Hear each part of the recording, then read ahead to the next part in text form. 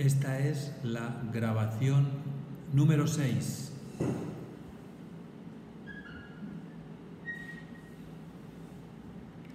Seguimos con el tema 2. Ahora vamos a ver el monoteísmo de Israel. Porque hay que distinguir politeísmo, monolatría y monoteísmo. El politeísmo es la creencia de que existen varios dioses. Dioses relacionados entre sí, que viven en sociedad, formando un mundo superior. Estos dioses suelen estar jerarquizados, de forma que casi siempre hay uno que se considera superior a todos. Es el caso de Zeus en el paganismo grecorromano. La monolatría, en cambio, es la adoración de un solo Dios, al que se le considera el Dios propio del clan, del país al que uno pertenece, sin que ello excluya la existencia de otros dioses. Simplemente no se tienen en cuenta a los dioses que no son del propio clan. No adoran a los otros dioses, solo al propio, pero consideran que pueden existir otros dioses. Pero Israel destaca por el monoteísmo, que es un paso que va más allá de la monolatría, porque es la creencia de un único Dios. Se adora a un solo Dios porque se tiene la firme convicción de que no hay más Dios que Él. Y con mucha claridad y belleza se formula este monoteísmo en Isaías, cuando dice en el capítulo 44: yo soy el primero y el último, fuera de mí no hay ningún Dios. Así dice Yahvé, tu Redentor, el que te formó desde el seno. Yo, Yahvé, lo he hecho todo. Yo solo extendí los cielos, yo asenté la tierra sin ayuda ninguna. El monoteísmo aparece clara y explícitamente afirmado en la Biblia, y el politeísmo es rechazado vigorosamente. Yahvé es el único creador de todo, el único Dios que hace alianza con los padres, es el que revela a Moisés su nombre y el que insiste en que su divinidad es única.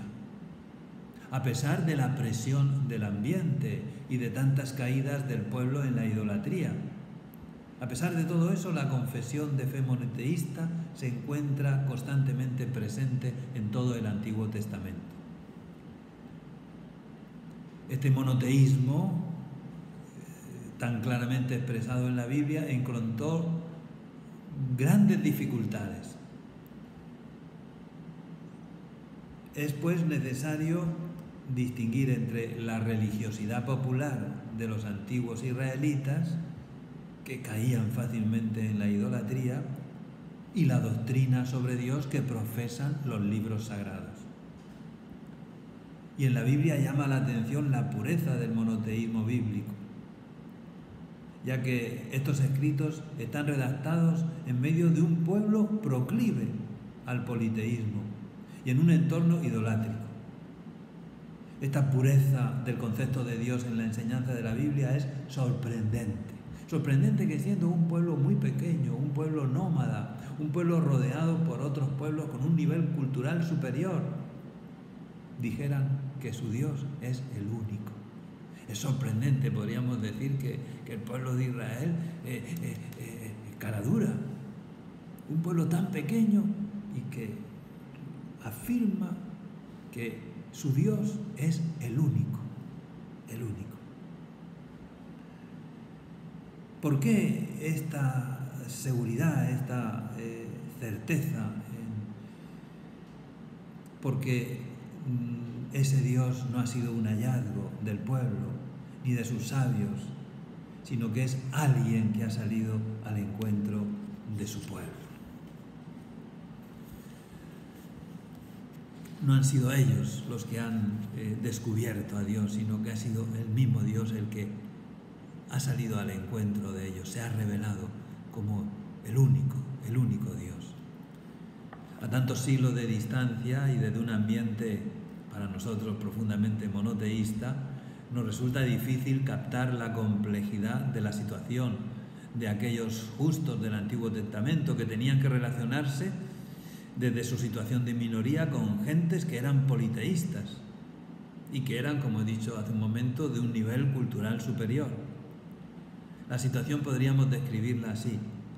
El monoteísmo que se aprecia en los relatos patriarcales es una monolatría sin que haya explicitado aún la afirmación teológica de la unicidad de Dios. La religión patriarcal consistiría esencialmente en el lazo personal y exclusivo con ese Dios que se habría revelado, iniciando así la educación de su pueblo hacia el monoteísmo. Los profetas tuvieron que luchar vigorosamente contra la tentación del pueblo de adorar a los dioses de los pueblos vecinos en un intento de hacerlos propicios. Fue en esas circunstancias cuando aparecieron las formulaciones más claras de un monoteísmo teológico absoluto.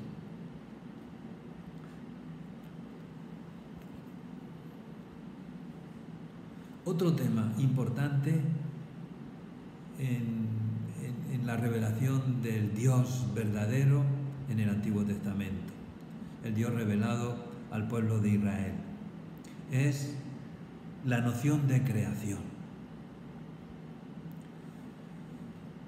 En la Sagrada Escritura, la fe en un solo Dios viene acompañada por otra afirmación que potencia mucho el monoteísmo, la creación. Ya el Génesis dice que Dios hizo todas las cosas. Más adelante se va explicitando que Dios hizo todas las cosas de la nada, ex nihilo, el concepto de creación, que es difícil de entender, la nada. Yo recuerdo cuando asistía al catecismo para la primera comunión y la catequista te enseñaba las preguntas y te las tenías que saber y aprender y recitar de memoria. ¿Por qué Dios es creador?, preguntaban a los niños y respondían: porque hizo todas las cosas de la nada. Yo entendía de granada, decía, hizo todas las cosas de granada, porque el concepto de la nada es difícil de captar. Pero Dios creó todo y es anterior a todas las cosas, por eso trasciende todas las cosas. Y por esta razón es único y supremo Señor del mundo. De ninguna manera puede ser confundido ni con el mundo ni con sus elementos. Dios no forma parte del mundo, ni el mundo es divino en el sentido de que provenga de una emanación suya. Nada más ajeno al pensamiento bíblico que el panteísmo, en cualquiera de sus formas. Porque el cosmos ni es una emanación de Dios, ni es producto de una evolución de la divinidad, sino que es la obra de sus manos, una criatura suya.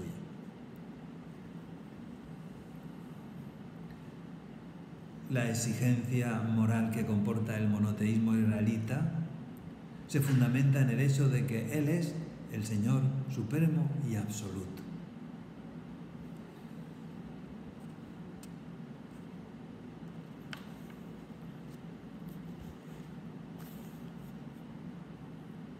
Pasamos ahora a lo que nos dice la Biblia, el Antiguo Testamento, la Sagrada Escritura en su primera parte, en el Antiguo Testamento, sobre el conocimiento natural que se puede tener de Dios, de la existencia de Dios.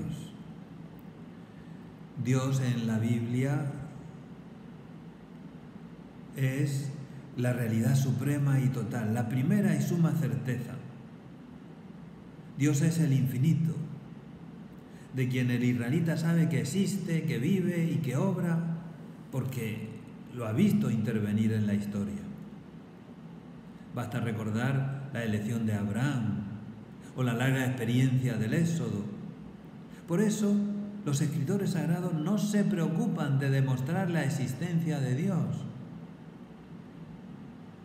Consideran que la realidad de Dios se impone por sí misma.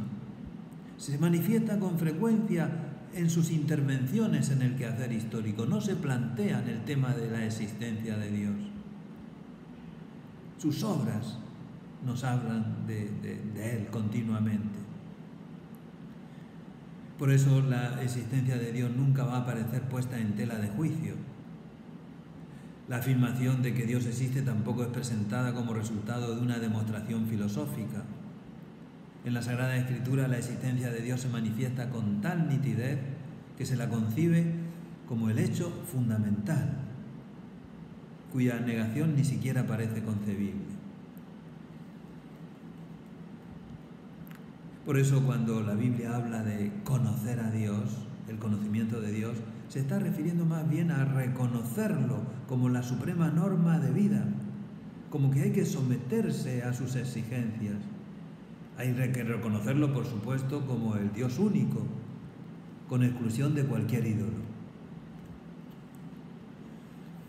Y en todos los lugares de la Sagrada Escritura, reconocer a Dios no es otra cosa que honrarlo con una conducta de obediencia a su voluntad. No se puede considerar el acto cognoscitivo e intelectual de aceptar la existencia de Dios separándolo de sus consecuencias morales. Paralelamente al hecho de dar por supuesta la existencia de Dios, la Sagrada Escritura llama la atención sobre la responsabilidad del hombre en esa aceptación de Yahvé, es decir, en su reconocimiento. Y aunque el Antiguo Testamento habla de la existencia de Dios como un hecho que se impone por sí mismo, que no tiene necesidad de ser demostrado, no obstante, hay algunas citas bíblicas que, aunque no sean pruebas de la existencia de Dios, hablan de ese conocimiento natural de Dios. Y la más clara de todas ellas es el libro de la sabiduría, Sabiduría 13:1-9.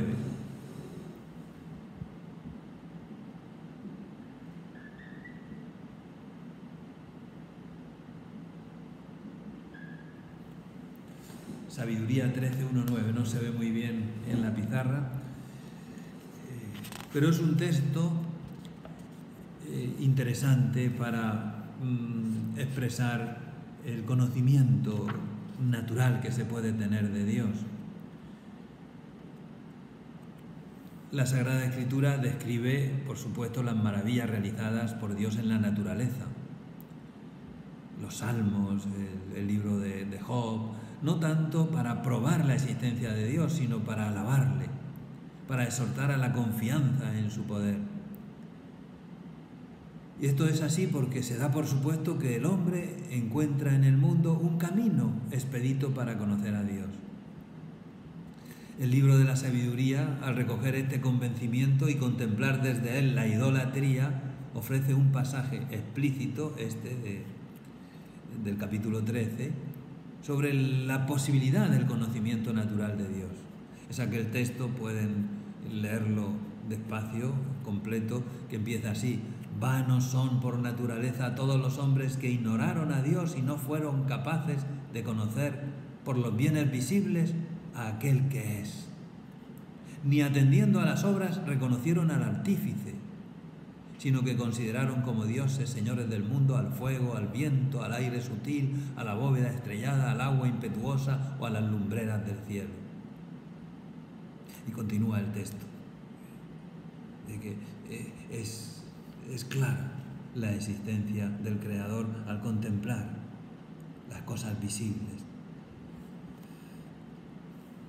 El itinerario que lleva a la admiración de las cosas concluye en el descubrimiento de la existencia de Dios.